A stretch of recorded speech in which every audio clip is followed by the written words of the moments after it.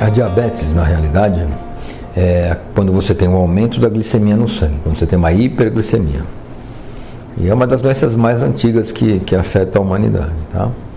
Então, quando você tem esse aumento do açúcar, da glicose no sangue acima dos níveis normais, ou médios normais, você tem o que a gente chama de diabetes. Ela pode ser ocasionada por dois motivos: ou pela falta da produção da insulina, ou quando você tem uma falha na ação da insulina, na atividade da insulina. A insulina é aquele hormônio que pega a glicose fora do que está no sangue e coloca dentro da célula para ela ser usada. A diabetes tipo 1, né, que é aquela diabetes que você precisa tomar insulina, então, vamos definir assim, diabetes tipo 1, você toma insulina. É aquela diabetes que o paciente tem muita sede, urina muito, ele pode ter tremores, ele pode ter vômitos e ele começa a ter, mesmo comendo bastante, ele começa a ter um emagrecimento.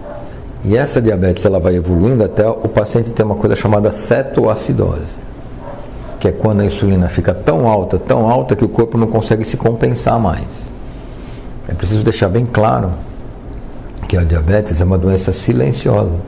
Muita gente descobre que tem diabetes só depois que ocorre um caso como a cetoacidose, tá?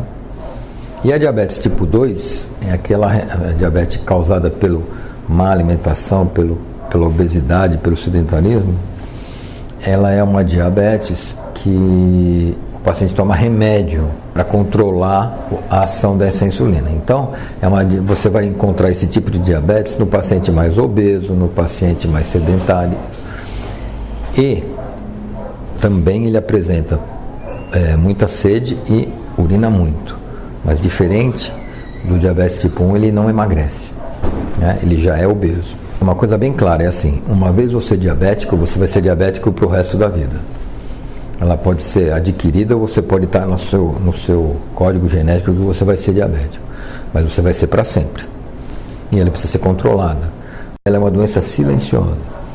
Muita gente não consegue fazer o diagnóstico correto da diabetes até ela começar a dar sinais das complicações nos órgãos que ela afeta.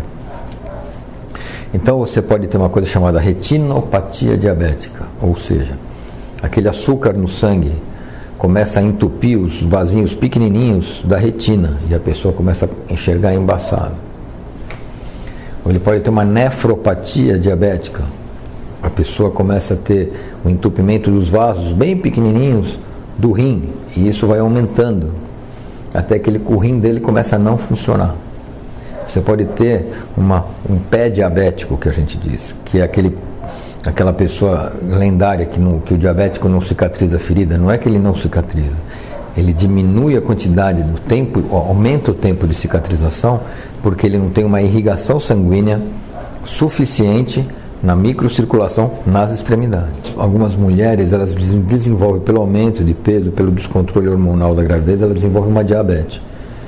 E ela precisa ser controlada, acompanhada pelo ginecologista. É muito importante isso, porque a diabetes na gravidez vai deixar temporariamente o feto diabético.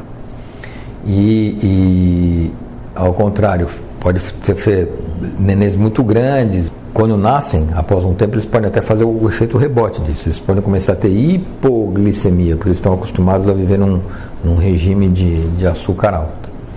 De qualquer forma, você fazendo um exame de sangue, o melhor profissional para acompanhar você é o clínico e depois o endocrinologista.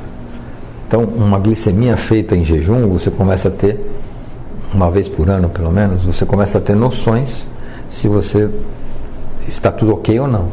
E sempre endocrinologista para acompanhar os pacientes diabéticos.